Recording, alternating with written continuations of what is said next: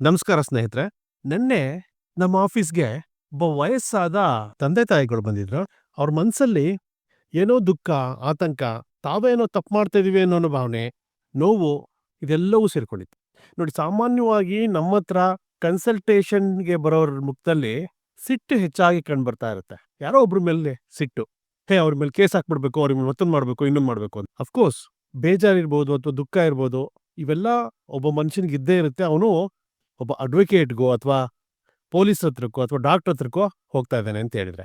Basically ಈ 3 ಜನದ ಹತ್ರ ಹೋಗ್ಬೇಕಾದ್ರೆ, ಈ 3 ಪ್ರೊಫೆಷನ್‌ಗೆ ಯಾವುದೇ ವ್ಯಕ್ತಿ ಕನ್ಸಲ್ಟೇಷನ್‌ಗೆ ಹೋಗ್ತಾ ಇದ್ದಾನೆ ಅಂತಂದ್ರೆ ತೊಂದರೆ ತಗೊಂಡೇ ಹೋಗಿರ್ತಾನೆ. ಆಬ್ವಿಯಸ್ಲಿ ಇವೆಲ್ಲ ಕಾಮನ್. ಆದ್ರೆ ದುಃಖ ಮತ್ತೆ ನಾವೇ ಏನೋ ತಪ್ಪು ಮಾಡ್ತಾ ಇದೀವೇನೋ ಅನ್ನೋ ಭಾವನೆ ಇದೆಯಲ್ಲ, ಅದು ಎಲ್ಲಾ ಕೇಸ್‌ಗಳಲ್ಲೂ ಇರಲ್ಲ.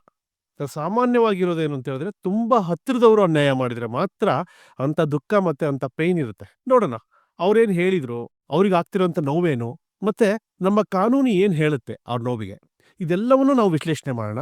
ಆ ವಿಶ್ಲೇಷಣೆ ಮಾಡೋಕ್ಕಿಂತ ಮುಂಚೆ ಒಂದು ಚಿಕ್ಕ ಟಾಪಿಕ್ ಬಗ್ಗೆ ಮಾತಾಡ್ತೀನಿ. ಆ ಟಾಪಿಕ್ ಕೇಳಾದ್ಮೇಲೆ ದಯವಿಟ್ಟು ನನಗೆ ಒಂದು ಕಾಮೆಂಟ್ ಮಾಡಿ, ಪಾಸ್ ಮಾಡ್ಬಿಟ್ಟು ವಿಡಿಯೋ ಪಾಸ್ ಮಾಡಿ ನನಗೆ ಕಾಮೆಂಟಲ್ಲಿ ಬರೀರಿ. ನಿಮಗೆ ಇದನ್ನ ಕೇಳಿಸ್ಕೊಂಡ್ಮೇಲೆ ಏನ್ ಅನ್ಸುತ್ತೆ ಅಂತ. ಆ ಟಾಪಿಕ್ ಇದೇನೆ ನೋಡಿ. ಒಂದು ಮಗು ಈ ಭೂಮಿ ಮೇಲೆ ಬಂದಿದ ತಕ್ಷಣನೇ ಅವ್ರ ತಂದೆ ತಾಯಿಗೆ ಎಷ್ಟು ಅಟ್ಯಾಚ್ಮೆಂಟ್ ಇರುತ್ತೆ ಅಂತ ಹೇಳಿದ್ರೆ, ಅವ್ರ ಜೀವನದಲ್ಲಿ ಅವ್ರು ಏನ್ ಬೇಕಿದ್ರು ಸ್ಯಾಕ್ರಿಫೈಸ್ ಮಾಡ್ಬಿಡ್ತಾರೆ ಆ ಮಗುಗೋಸ್ಕರ. ನೋಡಿ, ಕೆಲವು ಹೆಣ್ಮಕ್ಳು ದಿವಸಕ್ಕೆ 10 ಗಂಟೆ 11 ಗಂಟೆ ಮಲ್ಕೊಳ್ತಾರೆ. ಮಧ್ಯದಲ್ಲಿ ಎಬ್ರಿಸಿದ್ರೆ ಎದ್ದೇಳಕ್ ರೆಡಿ ಇರಲ್ಲ ಅವರು. ಆದ್ರೆ ಅದೇ ಏನಾದ್ರು ಪಕ್ಕದಲ್ಲಿ ಮಲಗಿರೋ ಅವ್ರ ಮಗು ಸ್ವಲ್ಪ ಅಲ್ಲಾಡಿದ್ರೆ ಸಾಕು, ಟಕ್ಕನೆ ಎಚ್ಚರ ಆಗುತ್ತೆ ಅವ್ರಿಗೆ. ಅದೊಂದು ಮ್ಯಾಗ್ನೆಟಿಕ್ ಪವರ್. ಭಗವಂತ ಅದನ್ನ ಇನ್ಕಲ್ಕೇಟ್ ಮಾಡ್ಬಿಟ್ಟು ಕಳಿಸ್ಬಿಟ್ಟಿದೆ ಎಲ್ಲಾ ಮನುಷ್ಯರಿಗೂ. ಮಗು ಸ್ವಲ್ಪ ತೊಂದರೆ ಆದ್ರೂ ತಾಯಿ ಕಳ್ ಚುರುಕನ್ನತ್ತೆ. ಅದೇ ರೀತಿ ತಂದೆಗೆ ಎಷ್ಟು ಜವಾಬ್ದಾರಿಗಳು ಫಿಟ್ ಆಗ್ಬಿಡುತ್ತೆ ಅಂತ ಹೇಳಿದ್ರೆ, ಅವನಿಗೆ ಅವನೇ ಹಾಕೊಳ್ಳುವಂತ ಜವಾಬ್ದಾರಿ. ಎಜುಕೇಶನ್ ಮಾಡಿಸ್ಬೇಕು, ಚೆನ್ನಾಗಿ ಬೆಳೆಸ್ಬೇಕು, ಈ ಸಮಾಜದಲ್ಲಿ ಒಳ್ಳೆ ಲೆವೆಲ್ಗೆ ಅವ್ರನ್ನ ತಗೊಂಡೋಗ್ಬೇಕು. ಈ ಎಲ್ಲಾ ಜವಾಬ್ದಾರಿಗಳಿಗೂ ತಂದೆಗೆ ಫಿಟ್ ಆಗ್ಬಿಡುತ್ತೆ. ಅಫ್ಕೋರ್ಸ್ ಇವಾಗ ಪ್ರಪಂಚ ಬದಲಾಗಿದೆ. ತಾಯಿ ಮತ್ತೆ ತಂದೆ ಇಬ್ರು ಹೊರಗಡೆ ಹೋಗಿ ದುಡಿದ್ಬಿಟ್ಟು ಅವ್ರನ್ನ ಮಗುವಿನ ಬೆಳವಣಿಗೆಗೆ ಸಹಕಾರ ಮಾಡ್ತಾರೆ, ಅದು ಬೇರೆ ಪ್ರಶ್ನೆ. ಬಟ್ ಜನರಲ್ ಆಗಿ ನಾನು ಹೇಳ್ತಾ ಇರೋದು. ಸೊ ಅಷ್ಟೊಂದು ಅಟ್ಯಾಚ್ಮೆಂಟು ಒಬ್ಬ ತಂದೆ ತಾಯಿಗೆ ಮಗುವಿನ ಮೇಲೆ ಇರುತ್ತೆ, ಅವ್ರ ಮಕ್ಳ ಮೇಲೆ ಇರುತ್ತೆ ಅಂತ. ಮ್ಯಾಗ್ನೆಟಿಕ್ ಅಟ್ರಾಕ್ಷನ್ ಅದು. ಅದನ್ನ ಭಗವಂತನೇ ನಮ್ಮಲ್ಲಿ ಫಿಟ್ ಮಾಡ್ಬಿಟ್ಟು ಕಳಿಸ್ಬಿಟ್ಟಿದ್ದಾನೆ. ಅದೇ ಈ ಮಗು ದೊಡ್ಡದಾದ್ಮೇಲೆ, ಈ ತಂದೆ ತಾಯಿಗಳಿಗೆ ವಯಸ್ಸಾದ್ಮೇಲೆ ಈ ಒಂದು ಅಟ್ರಾಕ್ಷನ್ ಇರುತ್ತಲ್ಲ, ಈಗ ಆ ಒಂದು ಜವಾಬ್ದಾರಿ ಮತ್ತೊಂದು ಮಗುವಿನ ಮೇಲೆ ಶಿಫ್ಟ್ ಆಗ್ಬೇಕು. ಮಗ ಅಥವಾ ಮಗಳು ಇವಾಗ ಅವರ ತಂದೆ ತಾಯಿ, ವಯಸ್ಸಾಗಿರುವಂತ ತಂದೆ ತಾಯಿಗಳನ್ನ ನೋಡ್ಕೋಬೇಕು, ಕೇರ್ ಮಾಡ್ಬೇಕು, ಮತ್ತು ಆ ಅಟ್ರಾಕ್ಷನ್ ಮಗನಿಗೆ ಆ ತಂದೆ ತಾಯಿ ಮೇಲೆ ಇರ್ಬೇಕು. ಎಲ್ಲ ಒಂದ್ ಕಡೆ ದೇವರು ಮಿಸ್ ಮಾಡ್ಬಿಟ್ಟಿದ್ದಾನೆ ಅಂತ ಅನ್ಸುತ್ತೆ ನಿಮ್ಗೆ. ಏನು ಈ ತಂದೆ ತಾಯಿಗೆ ತಮ್ಮ ಮಕ್ಳ ಮೇಲೆ ಪ್ರೀತಿ, ವಾತ್ಸಲ್ಯ ಮತ್ತೆ ಕೇರ್ ಇರುತ್ತೋ, ಅಷ್ಟೇ ಕೇರು ಅದೇ ಮಗನಿಗೆ ಅವರ ವಯಸ್ಸಾದ ತಂದೆ ತಾಯಿ ಮೇಲೆ ಇರೋದಿಲ್ಲ. ಹುಷಾರಿಲ್ದಲೆ ನೆಲ ಹಿಡಿದಿರ್ತಾರೆ ತಂದೆ ತಾಯಿಗಳು.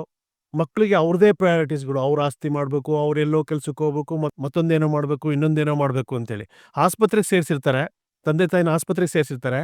ಮಕ್ಳಿಗೆ ಹೋಗ್ಬಿಟ್ಟು ಒಂದಿನ ಉಳ್ಕೊಳಕ್ಕೆ ಬೇಜಾರಲ್ಲಿ, ಒಂದಿನ ಉಳ್ಕೊಂಡಿದ್ದವ್ರು ನೋಡ್ಕೊಳಕ್ಕೆ ನೀನ್ ಹೋಗು ಅಂತ ಅಣ್ಣ ತಮ್ಮಂದ್ರ ಮೇಲೆ ಒಬ್ರು ಹೇಳ್ಕೊಳ್ತಾ ಇರ್ತಾರೆ. ಅದಕ್ಕೆ ನನಗೇನ್ ಅನ್ಸುತ್ತೆ ಅಂತ ಹೇಳಿದ್ರೆ, ದೇವ್ರು ಇಲ್ಲೆಲ್ಲೋ ಒಂದ್ ಕಡೆ ಏನೋ ಮಿಸ್ ಮಾಡಿದಾನೆ ಅಂತ ಅನ್ಸುತ್ತೆ.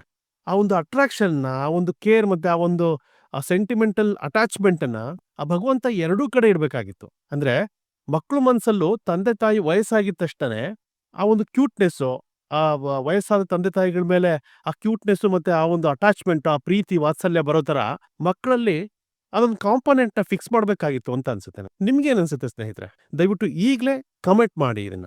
ಯಾಕೆಂದ್ರೆ ನೆಕ್ಸ್ಟ್ ನಾನು ಇವಾಗ ನನ್ನ ಕ್ಲೈಂಟ್ ಇದ್ರಲ್ಲ, ಆ ವಯಸ್ಸಾದ ತಂದೆ ತಾಯಿಗಳು, ಅವರ ವಿಚಾರಕ್ಕೆ ಹೋಗ್ತಾ ಇದ್ದೀನಿ. ಅಲ್ಲಿ ನಾವು ಕಾನೂನಿನ ಬಗ್ಗೆ ಮಾತಾಡೋಣ. ಕೆಲವೊಂದು ಜನರಲ್ ಸಜೆಷನ್ಗಳನ್ನ ನಿಮಗೆ ನಾನು ಕೊಡ್ತೀನಿ. ಅದಕ್ಕಿಂತ ಮುಂಚೆ ಈ ಒಂದು ಸ್ಟೇಜ್ ನಲ್ಲಿ ದಯವಿಟ್ಟು ಈ ಕಾಮೆಂಟ್ ಮಾಡಿ ನನಗೆ ತಿಳಿಸಿ, ನಿಮಗೇನ್ ಅನ್ಸುತ್ತೆ ಅಂತ ಹೇಳಿ. ನೆನ್ನೆ ಅಂದ್ರೆ 16/1/2026 ನಾನು ಹೇಳಿದ್ನಲ್ಲ, ಆ ಒಂದು ತಂದೆ ತಾಯಿಗಳು ನನ್ನ ಆಫೀಸಿಗೆ ಬರ್ತಾರೆ. ನಾನು ವಿಚಾರಿಸ್ತೀನಿ ಏನಾಯ್ತು ಏನು ಅಂತ ಹೇಳಿ.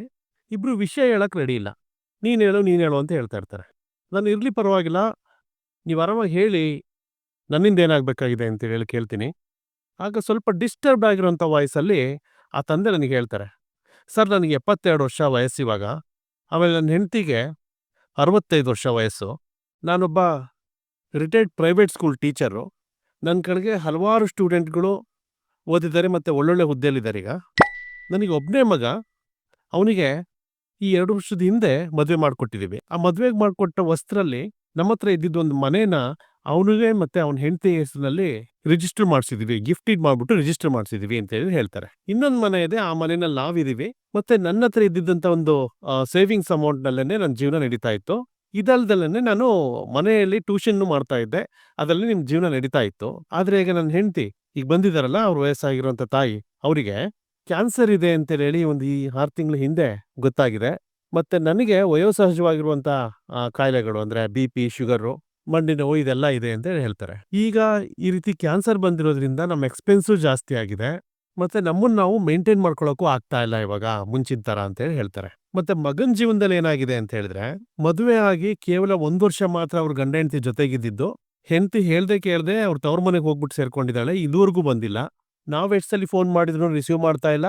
ಮತ್ತೆ ಅವ್ರ ಗಂಡ ಫೋನ್ ಮಾಡಿದ್ರು ರಿಸೀವ್ ಮಾಡ್ತಾ ಇಲ್ವಂತೆ. ಇವಾಗ ನನ್ ಮಗ US ಹೋಗಿ ಕುತ್ಕೊಂಡಿದ್ದಾನೆ. ಅವನು ಸಹ ನಾವು ಫೋನ್ ಮಾಡಿದ್ರೆ ರಿಸೀವ್ ಮಾಡ್ತಾ ಇಲ್ಲ. ನಮಗೆ ಮೇಂಟೆನೆನ್ಸೇ ಕಷ್ಟ ಆಗ್ಬಿಟ್ಟಿದೆ ಸರ್.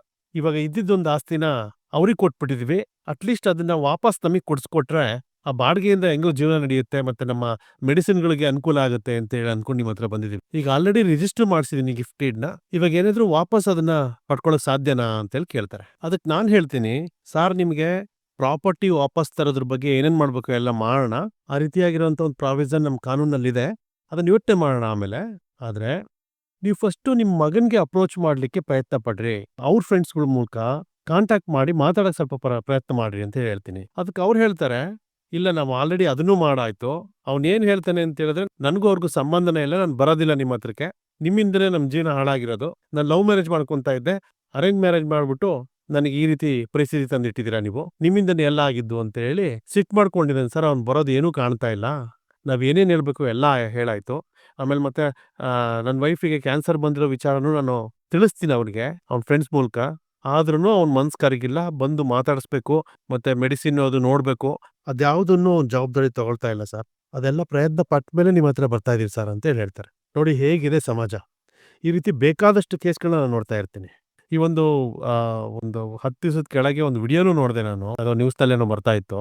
ಮಗ US ನಲ್ಲೋ UK ನಲ್ಲೋ ಯಾವುದೋ ಫಾರಿನ್ ದೇಶದಲ್ಲಿದ್ದಾನೆ. ತಂದೆ ತಾಯಿಗಳು ಒಂದು ಮನೇಲಿದ್ದಾರೆ. ಇಬ್ರದ್ದು ಡೆತ್ ಆಗಿದೆ. ಡೆತ್ ಆಗಿ ಎಷ್ಟೋ ದಿನಗಳಾಗಿದೆ.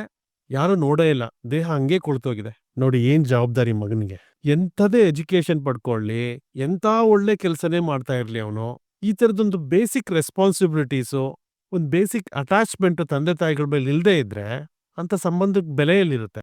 ನೋಡಿ ಹೀಗಿದೆ ನಮ್ಮ ಸಮಾಜದ ಪರಿಸ್ಥಿತಿ. ಎನಿಹೌ, ನಮ್ಮ ಸೀನಿಯರ್ ಸಿಟಿಸನ್ ಪರವಾಗಿ ನಮ್ಮ ಕಾನೂನಲ್ಲಿರುವಂತ ಪ್ರಾವಿಷನ್ಗಳನ್ನ ನೋಡೋದಾದ್ರೆ, ಇವಾಗ ನೋಡಿ ಒಂದ್ಸಲಿ ಗಿಫ್ಟ್ ಡೀಡ್ ರಿಜಿಸ್ಟರ್ ಮಾಡಾದ್ಮೇಲೆ ಯಾವುದೇ ಒಬ್ಬ ವ್ಯಕ್ತಿ ಮತ್ತೊಬ್ಬ ವ್ಯಕ್ತಿಗೆ ತನ್ನ ಪ್ರಾಪರ್ಟಿನ ಗಿಫ್ಟ್ ಆಗಿ ರಿಜಿಸ್ಟರ್ ಮಾಡಿ ಕೊಟ್ಟಾದ್ಮೇಲೆ ಅದನ್ನ ಯಾವುದೇ ಕಾರಣಕ್ಕೂ ವಾಪಸ್ ಪಡ್ಕೊಳಕ್ ಆಗೋದಿಲ್ಲ.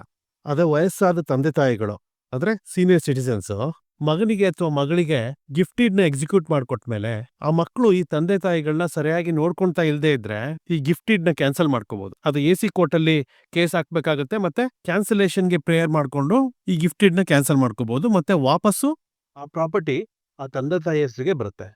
ಅಂತ ಒಂದು ಅವಕಾಶ ನಮ್ಮ ಸೀನಿಯರ್ ಸಿಟಿಸನ್ಗಳಿಗೆ ನಮ್ಮ ವ್ಯವಸ್ಥೆನಲ್ಲಿದೆ.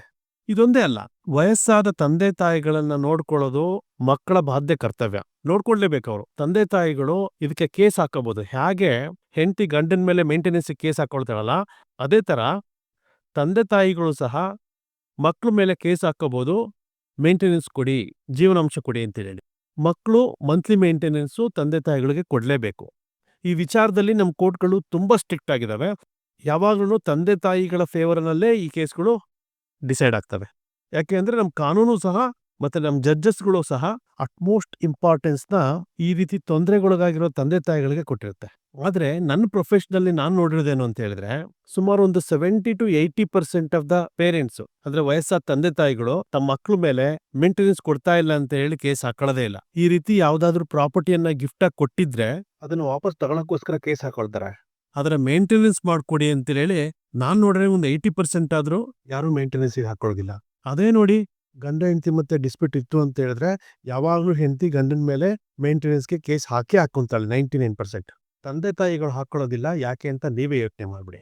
ಮತ್ತೆ ಇನ್ನೊಂದು ಲೀಗಲ್ ಪ್ರಾವಿಷನ್ ಇದೆ ನೋಡಿ. ಇನ್ ಕೇಸ್ ತಂದೆ ತಾಯಿಗಳು ಅರ್ನ್ ಮಾಡಿರುವಂತ ಒಂದು ಪ್ರಾಪರ್ಟಿನಲ್ಲಿ ಅಥವಾ ಮನೆಯಲ್ಲಿ ಮಕ್ಕಳು ಮತ್ತೆ ತಂದೆ ತಾಯಿಗಳು ಜೊತೆಯಾಗೆ ಇದ್ದು ಮಕ್ಕಳು ಸರಿಯಾಗಿ ತಂದೆ ತಾಯಿನ ನೋಡ್ಕೊಂಡಲ್ನೇ ತೊಂದರೆ ಕೊಡ್ತಾ ಇದ್ರು ಅಂತ ಹೇಳಿದ್ರೆ ತಂದೆ ತಾಯಿಗಳಿಗೆ ಪೂರ್ತಿ ಹಕ್ಕಿರುತ್ತೆ ಇವ್ರನ್ನ ಮನೆ ಬಿಟ್ಟು ಓಡಿಸೋದಕ್ಕೆ. ಒಂದು ಎವಿಕ್ಷನ್ ಸೂಟ್ ಹಾಕೊಂಡು ಮಕ್ಕಳನ್ನ ಮನೆ ಬಿಟ್ಟು ಕಳಿಸ್ಬೋದು ಅವರು. ಯಾವ ತಂದೆ ತಾಯಿ ಮಾಡ್ತಾರೆ?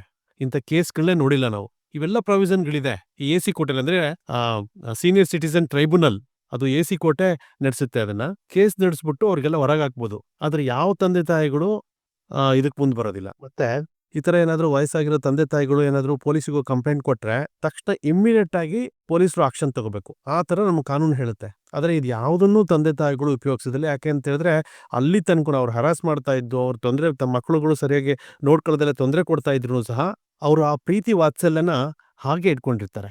ಮತ್ತೆ ಈ ವಿಚಾರಗಳಲ್ಲೆಲ್ಲ ನಮ್ಮ ಸುಪ್ರೀಂ ಕೋರ್ಟ್ ತುಂಬಾ ಕ್ಲಿಯರ್ ಆಗಿ ಹೇಳುತ್ತೆ. ಏನ್ ಹೇಳುತ್ತೆ ಅಂತ ಹೇಳಿದ್ರೆ children have a legal duty not A moral choice to maintain their parents. ಅಂದ್ರೆ ಅವರ ಡ್ಯೂಟಿ ಅದು. ಏನು ಧರ್ಮಕ್ ಮಾಡೋದಲ್ಲ ಅವರು. ತಂದೆ ತಾಯಿಗೆ ನೋಡ್ಕೊಳ್ಳೋದು ಧರ್ಮಕ್ ಮಾಡೋಂಥದ್ದಲ್ಲ ಅಥವಾ ಮಾರಲ್ ಡ್ಯೂಟಿ ಅಲ್ಲ ಅದು. ಅದು ಅವರ ಕಾನೂನುಬದ್ಧ ಬಾಧ್ಯತೆ.